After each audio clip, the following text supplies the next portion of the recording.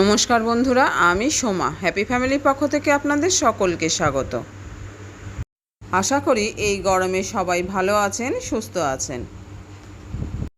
আমরাও ভালো আছি বন্ধুরা। তাই তো প্রতিদিনের মতো আজও একটা নতুন ধরনের রেসিপি নিয়ে এসেছি আপনাদের কাছে। আজ আমি আপনাদের সঙ্গে শেয়ার করব কোনো রকম পেঁয়াজ, রসুন ও আদা ছাড়াই বাটা মাছের তেল ঝালের রেসিপি। আর এই রেসিপিটা বন্ধুরা অসাধারণ হয় খেতে, আর খুব কম সময়ে এটা ঝটপট করে বানিয়ে নেওয়া যায়। যে সকল বন্ধুরা বাটা মাছ খেতে পছন্দ করেন, একদিন এইভাবে বাটা মাছের ঝাল রান্না করে খেয়ে দেখবেন, আর বিনা পেঁয়াজ আদা রসুনেই। তাহলে বন্ধুরা রেসিপিটা দেখতে হলে অবশ্যই একটা লাইক দিয়ে ভিডিওটা ফুল ওয়াচ করার অনুরোধ রইল। এখানে ছোট একটা মিক্সি জারে আমি নিয়ে নিয়েছি 2 চামচ সাদা জিরে ও 1.5 চামচ কালো সর্ষে, আর নিয়েছি 5-6টা শুকনো লঙ্কা। প্রথমেই বলে রাখি বন্ধুরা, এতটা মশলার কিন্তু আমার প্রয়োজন নেই, তবু মিক্সি জারে করতে গেলে একটু বেশি পরিমাণে মশলা না হলে এটা পেস্ট হতে চায় না। আর তাই একটা ছোট মিক্সি জারের মধ্যে আমি এই মশলাগুলোকে নিয়ে প্রথমে জল ছাড়াই একবার ঘুরিয়ে নিলাম। এই যে দেখুন বন্ধুরা, কত সুন্দর এটা ডাস্ট হয়ে গেছে। এবার এর মধ্যে আমি খুবই সামান্য পরিমাণে জল দিয়ে দিলাম। এবার এটাকে আবারও আমি পেস্ট করে নেব। আর এইভাবে করলে কিন্তু বন্ধুরা খুব একটা সময় লাগে না এটাকে পেস্ট করতে। এই যে দেখুন কত সুন্দর এটা পেস্ট হয়ে গেছে। এবার এই মশলাটাকে সাইডে রেখে এখন আমি নিয়ে নিলাম বাটা মাছগুলোকে। এখানে আমার 3টে বড় সাইজের বাটা আছে। আর এই মাছটা কিন্তু বন্ধুরা আমার ঘরে সবাই খুব পছন্দ করে। এখন এই কেটে ধুয়ে রাখা মাছগুলোর মধ্যে আমি দিয়ে দিলাম পরিমাণ মতো লবণ ও হলুদ। আমি কিন্তু মাছের ফুলকোগুলো সব ফেলে দিয়েছি। এখন এই লবণ হলুদটা মাছের গায়ে খুব সুন্দর করে হাত দিয়ে মাখিয়ে নিলাম। আর এই প্রতিটা মাছের পেটে কিন্তু ডিমে ভর্তি। এখন তো বৃষ্টি শুরু হয়ে গেছে বন্ধুরা, তাই সব মাছের পেটেই ডিম থাকছে। বন্ধুরা, আজকে আমার এই চ্যানেলে যদি কোনো নতুন বন্ধু এসে থাকেন, তাহলে আমার অনুরোধ রইল অবশ্যই একটা লাইক দিয়ে ভিডিওটা ফুল ওয়াচ করে চ্যানেলটিকে সাবস্ক্রাইব করে আমার পাশে থাকার জন্য। আর চ্যানেলটা সাবস্ক্রাইব করার সময় পাশে থাকা বেল বাটনের অল অপশনটা কিন্তু সিলেক্ট করে রাখবেন। তাহলে যখনই কোনো আমি নতুন ভিডিও আপলোড করব, সঙ্গে সঙ্গে তার নোটিফিকেশান আপনি পেয়ে যাবেন, আর আপনি আপনার সময় মতো সেটাকে দেখে নিতে পারবেন। মাছগুলোকে লবণ হলুদ মাখানোর পর আমি এটাকে 10 মিনিট রেস্টে রেখে দিয়েছিলাম। তারপর চলে এলাম আবার রান্নাঘরে। এখন গ্যাস ওভেনে একটা কড়াই বসিয়ে দিলাম, আর কড়াইটাকে গরম করে নিয়ে আমি এর মধ্যে দিয়ে দেবো পরিমাণ মতো সর্ষের তেল। এই যে বন্ধুরা, কড়াইটা গরম হয়ে গেছে, আমি এর মধ্যে এখন দিয়ে দিলাম পরিমাণ মতো সর্ষের তেল। এবার তেলটাকেও খুব ভালো করে গরম করে নিতে হবে। আর তেল ভালো করে গরম করে না নিয়ে মাছ ভাজলে কিন্তু বন্ধুরা মাছটা নিচে লেগে যেতে পারে। পরিমাণ মতো তেল দিয়ে আমি তেলটাকে কড়াইয়ের চারিপাশে মাখিয়ে নিলাম। এখন তেল দিয়ে ধোয়া উঠছে, এই সময় আমি দিয়ে দেবো লবণ হলুদ মাখানো মাছগুলোকে।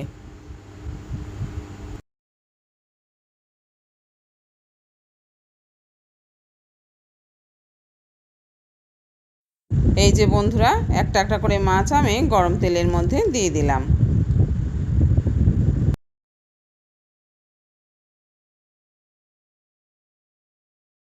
মাছগুলোর পেটে ডিম থাকায় মাছগুলো তেলে দেওয়ার সাথে সাথে কিন্তু খুব তেল ছিটছে।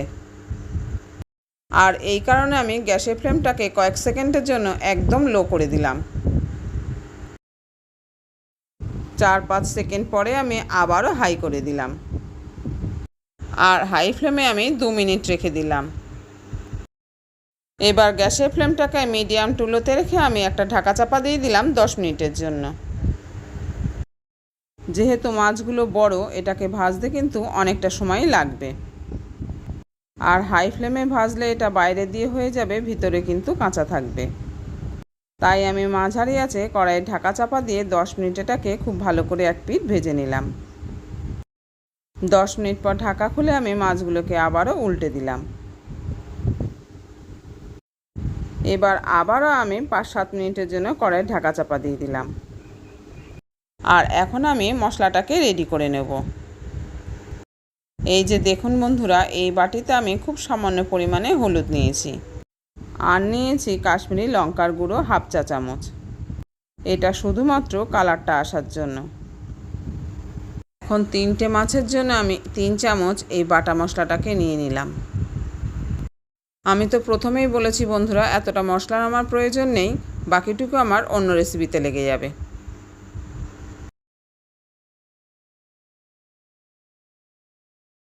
এবার এই মশলার বাটির মধ্যে আমি সামান্য পরিমাণে জল দিয়ে সব মশলাটাকে সুন্দর করে মিক্সড করে নেব।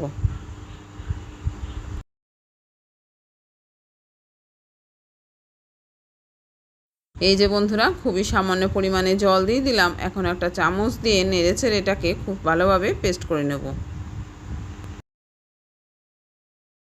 মশলার পেস্টটি এখন আমার রেডি হয়ে গেছে। এবার আমি কড়াই ঢাকাটাকে খুলে নিলাম। আর এত সময়ে মাছগুলোও কিন্তু 2 পিঠ খুব ভালোভাবে ভাজা হয়ে গেছে। আর এই মাছগুলোকে যে যেভাবে ভাজা খেতে পছন্দ করবেন ঠিক সেইভাবেই ভেজে নেবেন। আমি কিন্তু মাছগুলোকে খুব হালকাভাবেও ভাজিনি, আবার খুব কড়া করেও ভাজিনি। এবার আমি মাছগুলোকে একটু সাইডে রেখে এর মধ্যে দিয়ে দিলাম খুবই সামান্য পরিমাণে কালো জিরে আর একটা শুকনো লঙ্কা। এখন এটাকে একটু নেড়ে চেড়ে নিলাম। বন্ধুরা, রান্নার এই পর্যায়ে এসে আবারও আমি একটু সকলকে মনে করিয়ে দিচ্ছি যে যারা যারা ভিডিওটাতে একটা লাইক দিতে ভুলে গেছেন, অবশ্যই প্লিজ বন্ধুরা মনে করে একটা লাইক দিয়ে দেবেন। আপনার দেওয়া একটা লাইকের জন্য কিন্তু বন্ধুরা আমার এই ভিডিওটা আরও 5 জন নতুন বন্ধুকে দেখতে সাহায্য করবে। আর সেই সঙ্গে আমি আরও নতুন নতুন ভিডিও বানাতে উৎসাহ পাব। আর এখনও পর্যন্ত যে সকল বন্ধুরা আমার এই চ্যানেলটিকে সাবস্ক্রাইব করেননি তাদেরকে বলছি, এই ধরনের নতুন নতুন রেসিপি দেখার জন্য বন্ধুরা চ্যানেলটিকে এখনই সাবস্ক্রাইব করে নিন। এই যে বন্ধুরা, মাছগুলো ভাজার পর আমি শুকনো লঙ্কা ও কালো জিরে দিয়েছিলাম ফোড়নে, আর এরপর আমি বাটা মশলাটাকেও দিয়ে দিলাম। এবার আমি মাছগুলোর সঙ্গে মশলাটা খুব ভালোভাবে নেড়েচেড়ে একটু মাখিয়ে নিলাম। আর এইভাবে কিন্তু মশলাটাকে কষিয়ে নিতে হবে। তাই এটাকে ঘন ঘন একটু নেড়েচেড়ে দিলাম। এখানে কারোর অসুবিধা হলে মাছগুলোকে তুলে নিয়ে তারপরে কিন্তু মশলাটাকে কষিয়ে নিতে পারেন, কিন্তু হাতে সময় কম থাকলে এইভাবে ঝটপট করে এটাকে রেডি করে নিতে পারবেন। আর এই যে দেখুন, মশলার গা থেকে কিন্তু তেল ছেড়ে গেছে। এখন মশলার সঙ্গে মাছগুলোও মনে হচ্ছে কষানো হয়ে গেছে। এবার আমি মশলার বাটিটা ধুয়ে একটু জল দিয়ে দিলাম। আর একই সঙ্গে আমি পরিমাণ মতো উষ্ণ গরম জল দিয়ে দিলাম। এইখানে বন্ধুরা যে যেরকম ঝোল বা গ্রেভি রাখতে চান সেইভাবেই জল দেবেন। আর একটু বেশি দিতে হবে, কেননা মাছগুলোকে খুব ভালো করে একটু ফুটিয়ে নিতে হবে। আর এই মাছের ঝোলটা যদি খুব ভালোভাবে না ফোটে তাহলে কিন্তু এর টেস্ট আসবে না। এবার আমি এর একটা ঢাকা চাপা দিয়ে দিলাম আর গ্যাসের ফ্লেমটাকে মিডিয়ামে রাখলাম। এইভাবে 2 মিনিট খুব ভালো করে ফুটিয়ে নেওয়ার পর আমি কড়াইয়ের ঢাকাটা খুলে নিলাম। এখন কড়াইয়ের ঢাকাটা খুলে নিয়ে আমি ঝোলে লবণের পরিমাণটা একটু চেক করে নিলাম। লবণের পরিমাণ কম ছিল, আমি কিন্তু অফ ক্যামেরায় পরিমাণ মতো লবণ দিয়ে দিয়েছি। আর এখন আমি দিয়ে দিলাম পাকা একটা লাল টমেটোর পেস্ট। টমেটোটা চাইলে বাদও দিতে পারেন, তবে এটা দিলে খেতে কিন্তু এর স্বাদটা অনেকটাই পাল্টে যাবে। এখন আমি গ্যাসের ফ্লেমটাকে হাই করে দিয়ে এটাকে খুব ভালো করে ফুটিয়ে নেব, কেননা এতে অনেকটাই ঝোল রয়েছে। এই ঝোলটাকে আমার এখন শুকিয়ে নিতে হবে।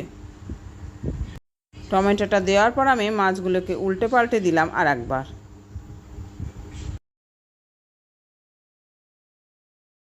এই যে বন্ধুরা, হাই ফ্লেমে আমি এটাকে প্রায় 10 মিনিটের কাছাকাছি ফুটিয়ে নিয়েছি। আর খানিকক্ষণ বাদে বাদে আমি মাছগুলোকে নেড়ে চেড়ে উল্টে দিয়েছি। এখন কিন্তু গ্রেভিটা আমাদের প্রায় হয়ে এসছে। এবার আমি এর মধ্যে দিয়ে দিলাম কিছুটা ধনেপাতা কুচি। আর এই ধনেপাতাটা পুরোটাই অপশনাল, কেউ না চাইলে এটাকে বাদও দিতে পারেন। তবে বাটা মাছ ধনেপাতা দিয়ে রান্না করলে অসম্ভব সুন্দর লাগে এটা খেতে। ধনেপাতা কুচি দিয়ে আমি গ্যাসের ফ্লেমটাকে একদম লো হিটে করে দিলাম আর একটা ঢাকা চাপা দিয়ে রেখে দিলাম আমি 2 মিনিটের জন্য। ঠিক 2 মিনিট পর আমি গ্যাস ওভেনটাকে অফ করে দিলাম আর এই ঢাকাটাও খুলে নিলাম। তাহলে বন্ধুরা, আজকে রেসিপিটা কীরকম লাগলো জানাতে কিন্তু ভুলবেন না। ভালো লেগে থাকলে লাইক, শেয়ার ও কমেন্ট করবেন। আর আজকে নতুন কোনো বন্ধু এসে থাকলে চ্যানেলটিকে সাবস্ক্রাইব করে অবশ্যই আমার পাশে থাকবেন। আর যে সকল বন্ধুরা এখনও পর্যন্ত আমার সঙ্গে থেকে ভিডিওটা ফুল ওয়াচ করেছেন তাদের অসংখ্য ধন্যবাদ। তাহলে বন্ধুরা, দেখা হচ্ছে পরের ভিডিওতে অন্য কোনো রেসিপি নিয়ে। ভালো থাকবেন, সুস্থ থাকবেন আর এইভাবেই আমার সঙ্গে থাকবেন।